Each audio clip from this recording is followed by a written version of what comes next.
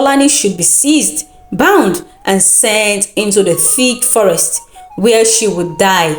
For the king feared if Tolani remained in existence, that his son will remain spellbound to Tolani. Once upon a time, there existed a black river that divided the villages and the thick forest.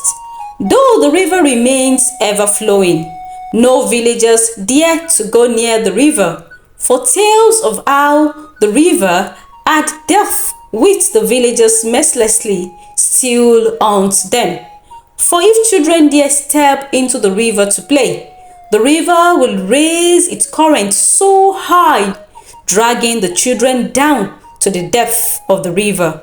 Even the simplest act of fetching water in a pot resulted in destruction, leaving the villagers in perpetual fright.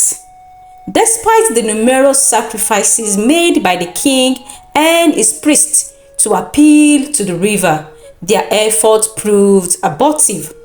This made the villagers to abandon the river, so they called it the Black River, symbolizing its bitter nature.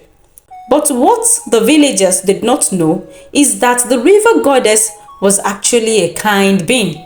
For when one of the mermaids had found Tolani in the basket where her mother had abandoned her, the mermaid told the river goddess, and she had saved Tolani.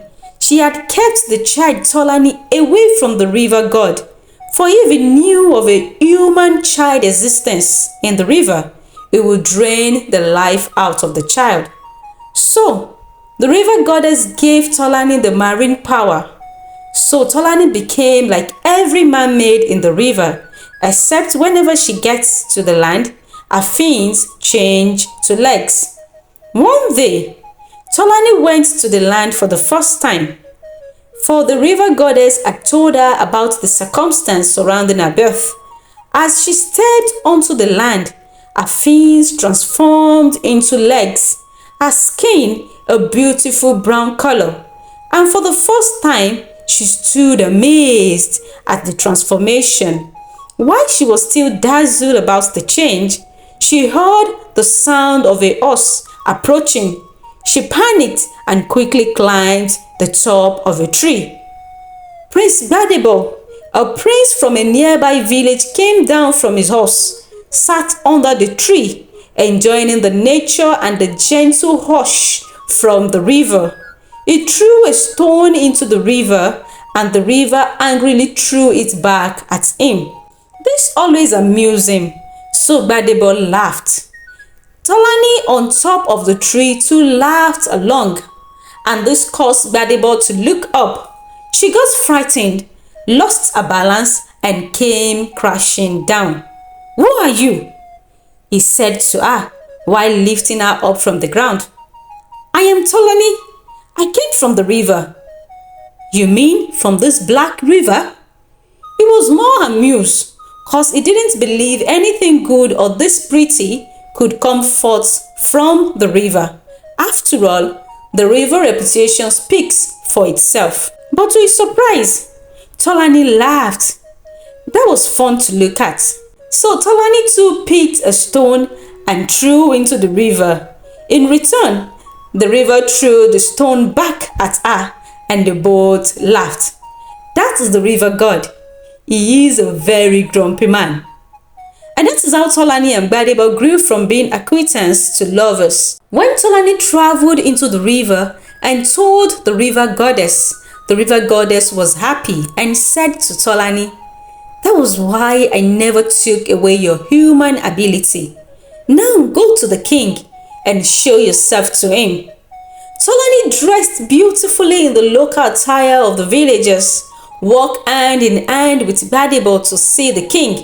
But as the king listened to their love story, his expression gradually changed. Even though Tolani is human, but the fact that she came from the Black River make their love a forbidden one. So the next day, the king called Tolani alone and said, "What spell have you cast on my son?" But Tolani shook her head. "Free my son from your spell. and I shall let you live, said the king to Tolani. When the king saw that Tolani did not yield to his demand, he ordered that Tolani should be seized, bound, and sent into the thick forest, where she would die. For the king feared if Tolani remained in existence, that his son would remain spellbound to Tolani. So they threw her into the deep pit in the thick forest and left her there to die. But as fate will have it, a young magician who usually comes for herbs and plants in the forest saw her lying lifeless. He rescued her, took her home and gave her some herbs. Soon, Tolani could walk on her feet, and as she thanked the young magician and bid him farewell, the young magician's expression changed. Atunda, the young magician enchanted by Tolani's beauty, and he has vowed to make her his own. But as Tolani rejected his love proposal, he became angry and turned Tolani into his prisoner. Many moons have passed, and when it seems like all hope is lost, Gbadebo saw a beautiful figure standing closer to the deep pit, for she hopes that one day Gbadebo might find her there.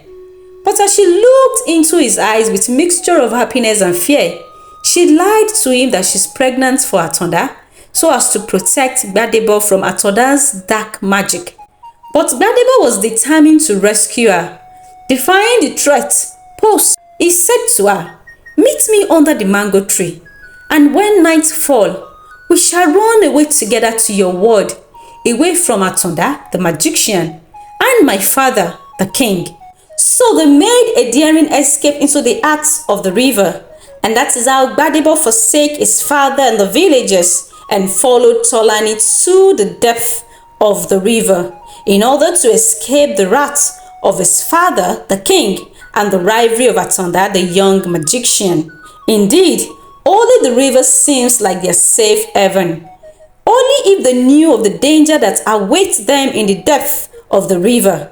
For the moment the river god sensed the presence of human beings in the river, his anger grew.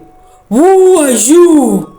the river god voice echoed at them. Tolani and Gbadebo frightened, but Gbadebo still answered, "We are lovers, forbidden by the king and chased away by the king." "Lovers?"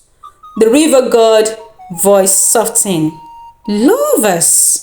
His anger seems to melt away suddenly, for he remembered many generations ago, while he was still young and handsome, when the villagers were still at peace with the river, the king usually offered beautiful damsels to the river god.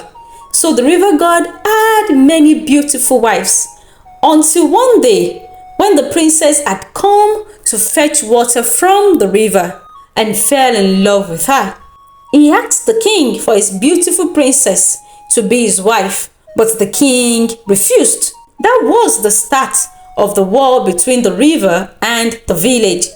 As the king refused, the river god threatened to flood the entire village and to destroy their livestock and farmlands. So the king yielded to his demand, but the king too had his ulterior motive, for he sent his only princess into the river to become a mermaid in order to eliminate all the beautiful wives the king has given to the river god. And that is how the river god became lonely and without a wife. As both parties count their losses, they set a clear boundary never to cross each other's path again. The river god looked at both of them and remembered the river goddess who stood by him all these years. "I'm sorry for neglecting you and chasing after beautiful damsels in the village," the river god said to the river goddess. "You stood by me all these years, and now that our 1,000-year reign is over, maybe we can find love in eternity," the river god said to the river goddess. So they blessed Gbadebo and Tolani with all the power in them, and they transformed into marine beings. They handed over the kingship to them. The river god and the river goddess then vanished into thin air. And that is how Gbadebo became the river god and Tolani became the river goddess. So peace reigned between the villagers and the river. And the king would send beautiful gifts and sumptuous sacrifice to the river as a sign of his fatherly love to his son and as a blessing to their union. On the other hand, Atanda had no other option than to bow to Gbadebo's supremacy and accept his defeat. Gbadebo looked at Tolani. "What of the pregnancy?" Tolani laughed. "I only said that to protect you.